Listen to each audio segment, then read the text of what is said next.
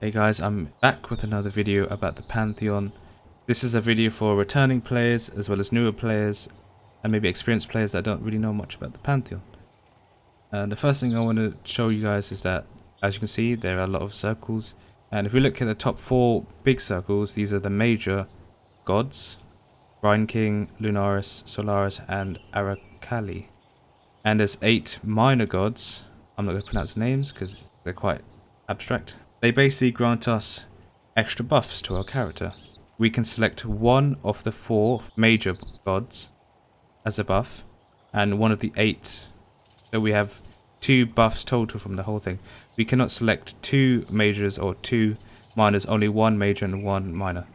And the first question is, how do you unlock some of these circles?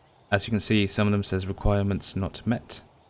For the major bosses, these are bosses in the campaign. I believe this is Act 6, 7 and 8. And for the minor gods, these are side quests from the campaign being collected. These are heavily endorsed to do because they'll give you one passive skill. I'll have a little infographic below each of the circles showing which acts they are in. And I also want to talk, the most commonly used ones are Soul of the Brine King, Lunaris for the major side, and for the minor gods, Abarath, this one, and Rislatha. And if we look at the boons, we can actually further upgrade the boons to give us more buffs. But to do this, we need to kill some bosses, 3 bosses. As you see in the white text, capture core Sisters of Shadows will give us 10% chance to avoid projectiles.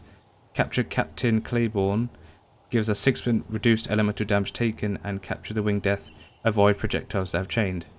And you may be asking, how do you capture these bosses and where do you go to capture these bosses? Well, we need something called the Divine Vessel. What these do is that they may buff the boss on the map, but this allows us to capture their souls and then bring those souls to Sin. And you may be asking, how do you know which bosses to even capture? Like, how do you know where to find core? There is a website that a lot of people use, and it is called vhpg.com, and this will be linked down below. But looking at Soul of Lunaris, we can see here capture core is in core. Sister of Shadows is in the Cold River map.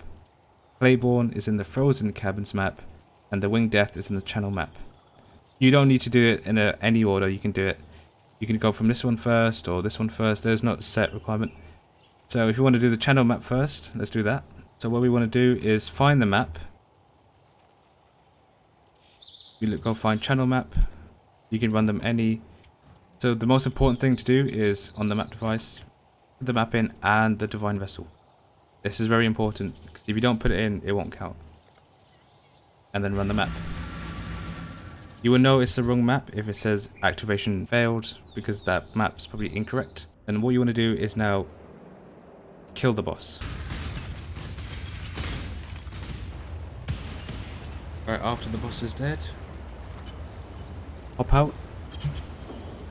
And then if we interact with the map device, we'll see the Divine Vessel has turned into a new object called, and it says Captured Soul of the Winged Death.